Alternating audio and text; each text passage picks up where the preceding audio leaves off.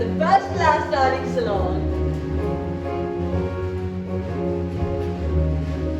My dear Mr. Latimer, prepare to greet our clientele. Our meeting is imminent. Having just rung the dinner bell, it won't be a novelty.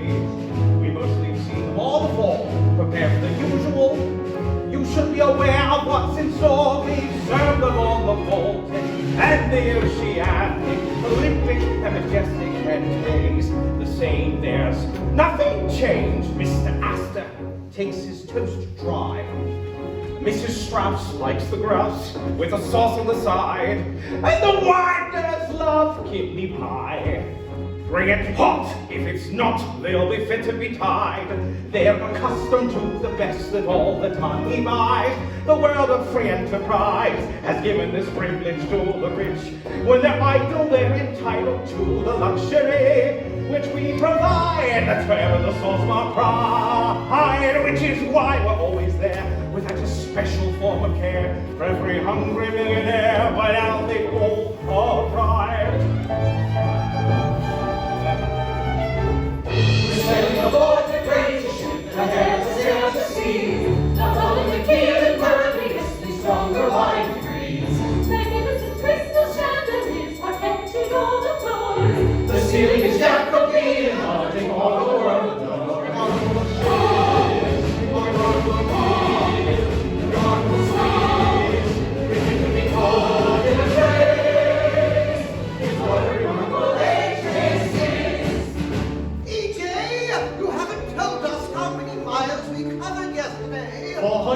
Mr. Ismay. And are you pleased with that? Yes, I am, sir. It's better than I expected for the first day. Well, in that case, I'm sure we'll do even better today. Begging your pardon, Captain. Mr. Hitchens has asked for our course. Increase speed, Mr. Murdoch, to 21 knots, and tell Mr. Hitchens to set course for west-northwest 292 degrees. That's the northern track, sir. I'm well aware of that, Mr. Murdoch. It will save us both coal and time, at least 3 hours. 3 hours? Well done, E.J. A fellow's invented Seaverville, he calls himself a brave. Another has built a parachute for jumping out of an airplane. Remarkable things for endless day from out the human way. Indeed, and what a remarkable age this is. The dinner seating for Friday, April 12th is now being served. First class dining salon. E.J., we're most anxious to hear yesterday's mileage. 519, Mr. Ismay. Ah, much better. I'm sorry to disturb you, Captain. Who the devil are you? Second Wireless Operator Bride, sir, with the Marconi International Marine Radio Telegraphy and Signals Communications Company Limited. What is it, Mr. Bride? A message, sir, from the furnace liner Rappahannock, 4 days out of Halifax. Now, she reports an iceberg. Thank you, Mr. Bride. I can read. The captain's table pristine. Here we seat the elite whom we happily serve. Here they dine on fine French cuisine. It's the creme de la creme, exclusive preserves.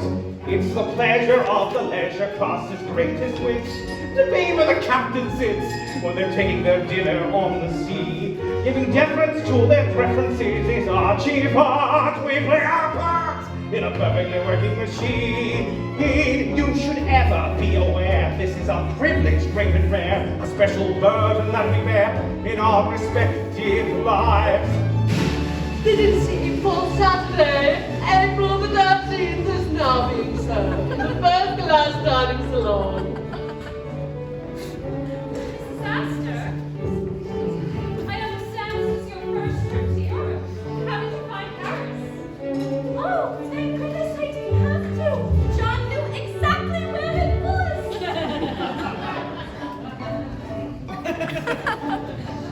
Excuse me, Captain. Yes, Mr. Lightoller. Have you instructions, sir, concerning our present speed? Maintain 21 knots, Mr. Lightoller. 20 knots, yes, sir. 21 knots, E.J. Come. I promise that we reach New York by Tuesday nightfall. At this speed, we'll never make it. I'm afraid it's too soon for either of us to say, Mr. Ismay. I trust you will forgive me. I hope you enjoy your evening. Must you leave us, Captain? Unfortunately, Mrs. Astor, my duties on the bridge, though not nearly so pleasant as being here with you attractive ladies, require my attention. Please excuse me. Remarkable U.S. Steel is flipping shares at 5 to 4. Monopoly spending industry far better than before. Attending the coronation of King George V was grand. And afterwards off to Monaco to frolic in the sand.